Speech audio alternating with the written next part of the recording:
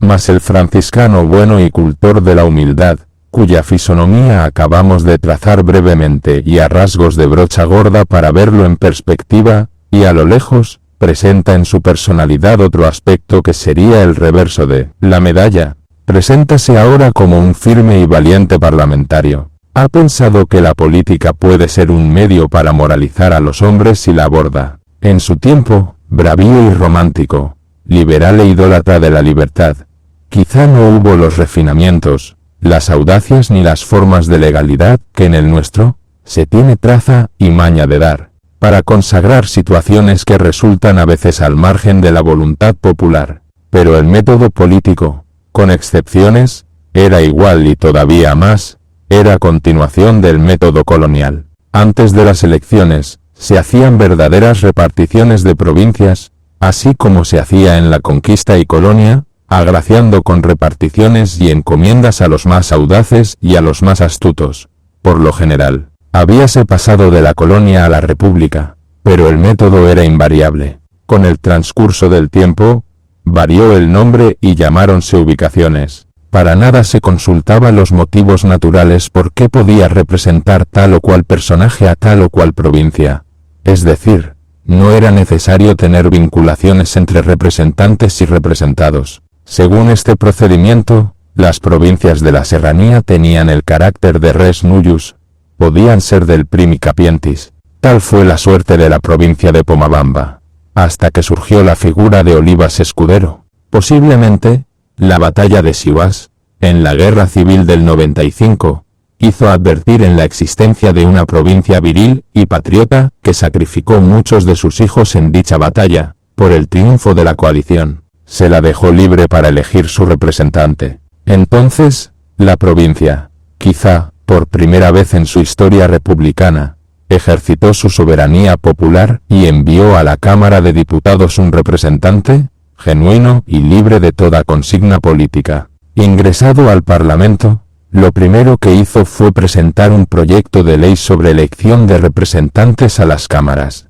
En el primer artículo decía: para ser diputado se requiere ser natural de la provincia que ha de representar o tener en ella 3 años de residencia. Artículo segundo: para ser senador se requiere ser natural del departamento o tener en él los mismos años de residencia que para ser diputado. Fundamentó este proyecto con el calor y la libertad que él solía poner en sus actividades de sacerdote. Hombre sincero, amigo de la verdad, sin ambiciones políticas, hijo de la serranía, ajeno a los refinamientos y convencionalismo de las urbes, se produjo en la tribuna como un parlamentario raro, que prescindía del público que lo rodeaba y solo veía la luz de la verdad y oía solo la voz de su conciencia. Figura extraña, inconexa de los centros políticos, donde se acuerdan las consignas, surgió de improviso. En épocas de lucha por la libertad, habría sido un prócer y en horas de comuna, quizá uno de los abates de la Francia revolucionaria. Es la primera vez que voy a cambiar la cátedra sagrada por la tribuna parlamentaria, empieza a decir. Habla de la ciencia y virtud para representar a la soberanía popular, a fin de conservar la alta dignidad e independencia política. Dice que los pueblos a quienes representan no pedirán cuenta de haber hablado bellamente sino de haber realizado obras, hechos tangibles, leyes prácticas y saludables, referentes al bienestar moral y material de la patria. Patrocina el sistema federal para una mejor democratización. 1000 veces, dice, hemos visto a los hijos de los departamentos interiores venir aquí tranquilos, trayendo los atributos auténticos de una elección legal y canónica, y se han encontrado con actas forjadas escandalosamente por los que han hecho su patrimonio la representación nacional. Esta es, dígase la verdad, la triste historia de la mayor parte de las elecciones habidas en nuestra desventurada patria. Ha bastado estar en gracia de los gobiernos o prosternarse ante los ídolos de la política predominante para ser ungidos con tal carácter. Sí, es cierto que no se encuentran quizá hombres de alta talla, por su ilustración, por su prestigio y sublime elocuencia, pero no faltarán cincinatos que, limpiando el sudor de su frente, vengan a prestar sin servicios a la patria amenazada por los mercenarios de la política. para después volver a tomar el arado en sus encallecidas manos. No faltarán Rómulos que prefieran los más graves tormentos, las más amargas decepciones antes de vender sus votos por un vil precio y la deshonra nacional. Estas tajantes, rudas y espontáneas palabras produjeron en la Cámara mucha extrañeza, mucha sensación. La mayor parte de ella estaba compuesta por residentes y naturales de la capital, políticos de profesión. Hay que imaginarse lo que fue, pero el mismo orador atisba, entre el calor de su entusiasmo y de su buena fe, la suerte que correría su proyecto, y dice: aun cuando no llegara a obtener la sanción favorable de mis colegas, me acompañará la satisfacción íntima de haber puesto siquiera un grano de arena en la futura regeneración de la patria. Olivas Escudero era uno de esos hombres que creen en la acción y eficacia de las ideas. No importa que éstas no produzcan frutos inmediatos. La semilla necesita transformarse en el silencio y en el tiempo para que se levante en nueva y lozana germinación. Cree el orador que su proyecto es un grano de arena para la futura regeneración de la patria. De aquel tiempo han pasado 50 años.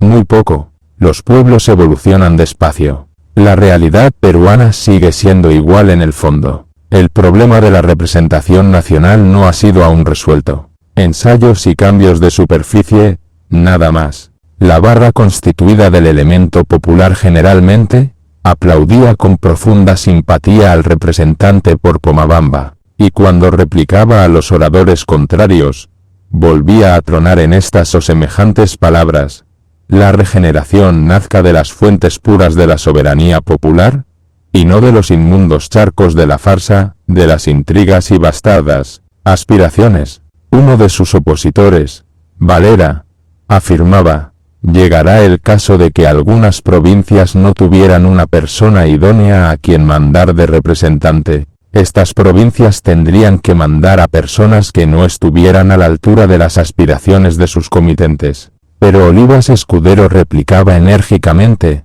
es sensible, decía, que el señor Valera tenga una idea muy triste de las provincias y departamentos. Quizás faltarán grandes oradores, grandes filósofos, jurisconsultos de alta talla, pero no escasearán ciudadanos honrados, que concurran al Congreso con el corazón en la mano a manifestar las necesidades de sus pueblos.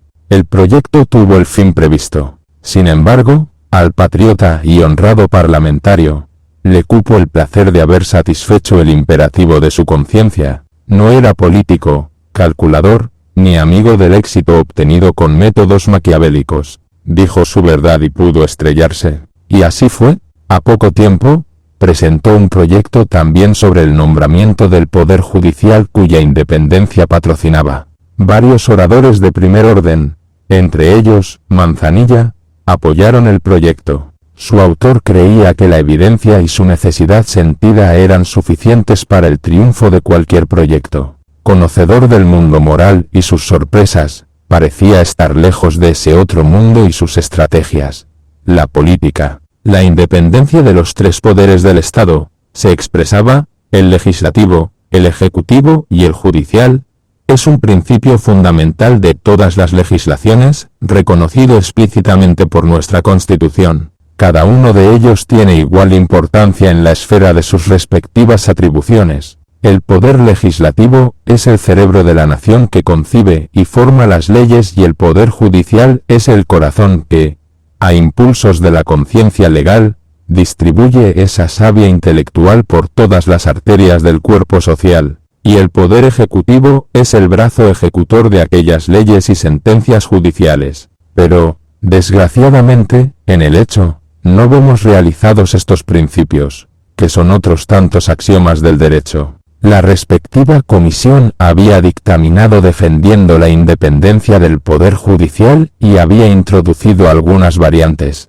El señor Solar hizo esta referencia: a este respecto, dijo refiriéndose a la independencia del Poder Judicial, el diputado por Pomabamba expuso la verdadera doctrina, con tanta lucidez, que sus ideas pueden estimarse como una lección de derecho constitucional. El doctor Manzanilla decía: para cortar estos males, Todos los congresos liberales del Perú establecieron disposiciones análogas a las que hoy propone el señor Olivas Escudero. Después de 3 días de discusión sobre el proyecto, se llamó al ministro de Justicia. Presente él, Olivas Escudero volvió a hacer uso de la palabra y entre otras cosas decía, en cuanto al poder judicial, que llamaremos el esclavo, porque está bajo la planta de los otros poderes y que necesita de libertad para su propia organización, como la necesitan todos los seres que constituyen la naturaleza, es una excepción injustificable,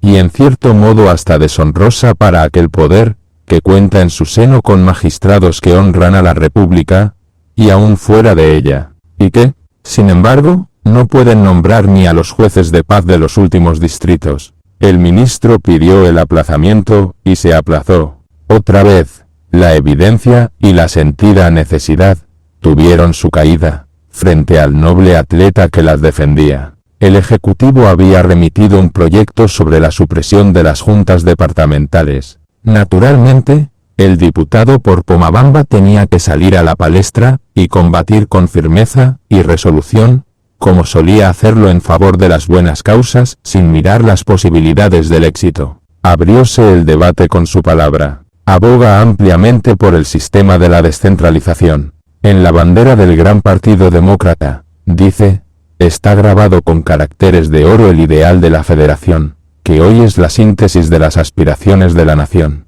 Dando muerte a las juntas departamentales, vamos a sacrificar, como Jepté, a nuestra propia hija.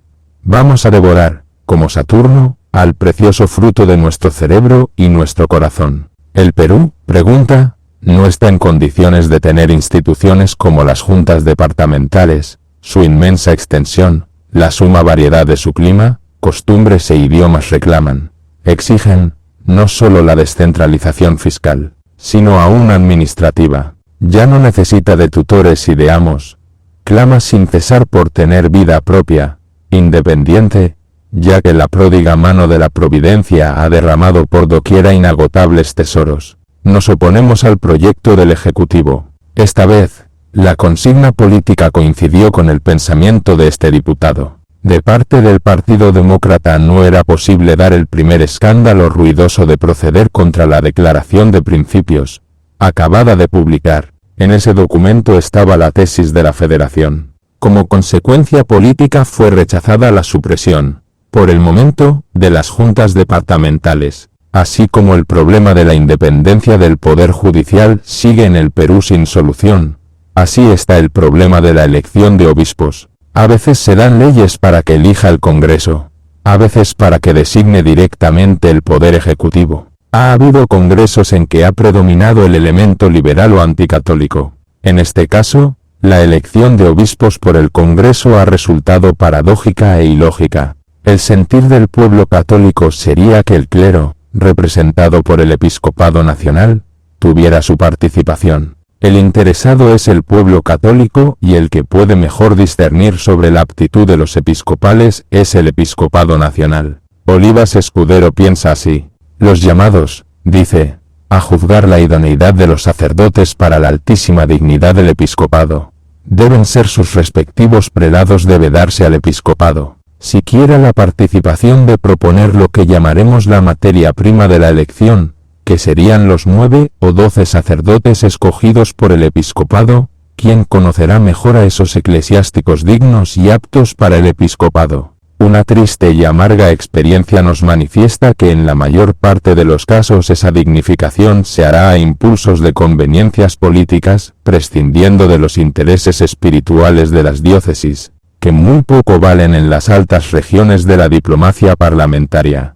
Con el proyecto que nos ocupa evitaremos esos abusos, haciendo un beneficio a la Iglesia y a la patria. Dadnos buenos obispos y habréis reformado el clero, habréis transformado la faz de los pueblos. El proyecto expresaba que el episcopado pasaría una nómina de 9 sacerdotes al Poder Ejecutivo para que éste formara una terna y la presentase al Romano Pontífice. Después de algunos trámites y discusiones fue rechazado. Olivas Escudero lo defendió, pero no lo había suscrito. En la misma legislatura del 95, se aprobó la administración de los bienes de los conventos y en la del 96, sobre bienes de cofradías, y el matrimonio civil. En la discusión de estos proyectos batalló en forma oportuna y valiente. A su lado lucharon también representantes de Valer como Fuentes Castro, Rodrigo Herrera, Osma y Pardo. Pero tuvo opositores tenaces y apasionados como Bernardino Pérez y José S. Morán. Cuando Olivas Escudero defendía una causa o la combatía, a buen seguro, tenían que insurgir estos opositores, las más de las veces.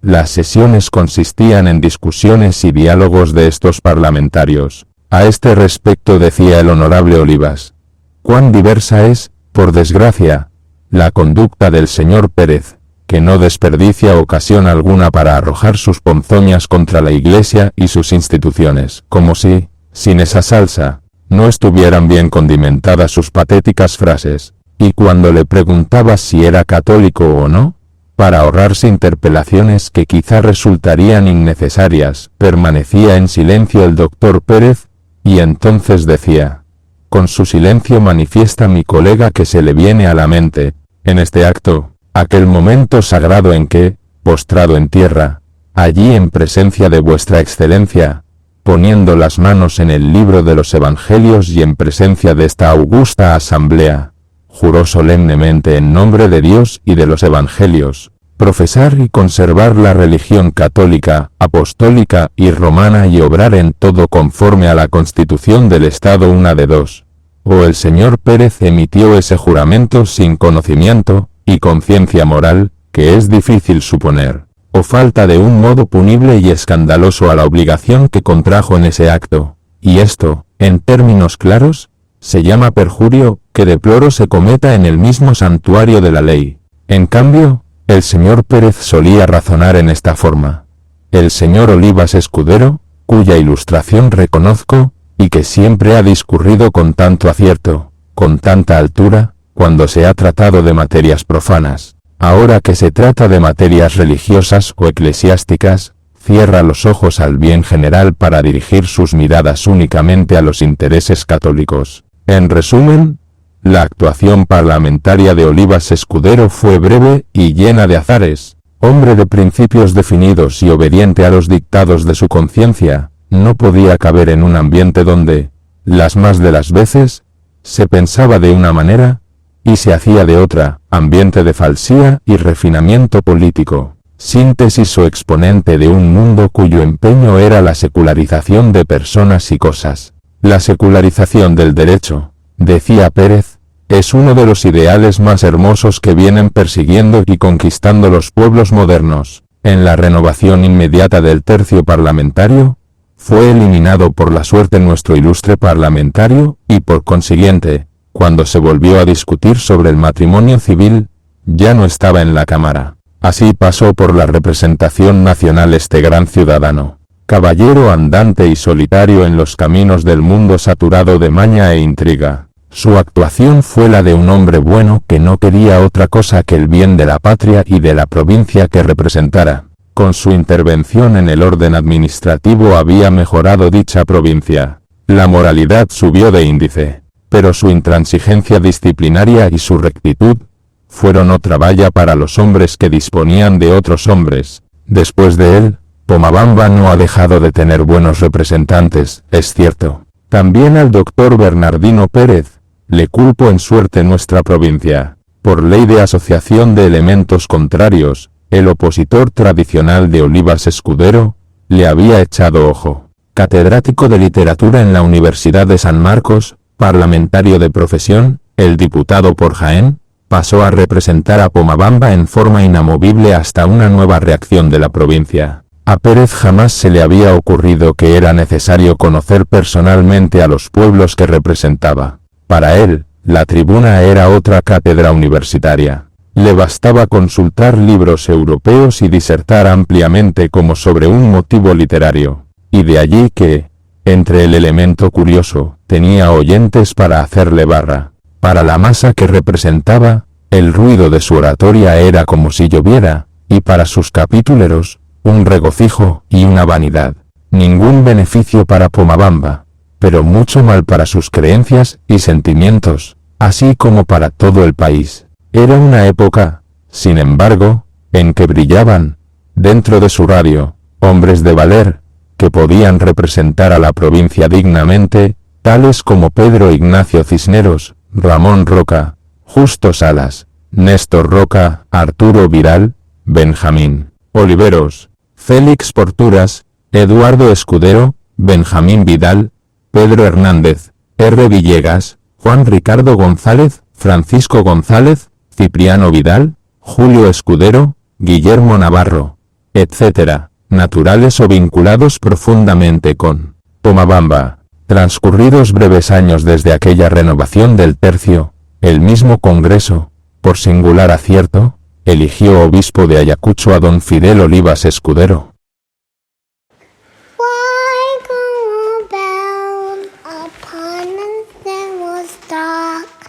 Weary of the value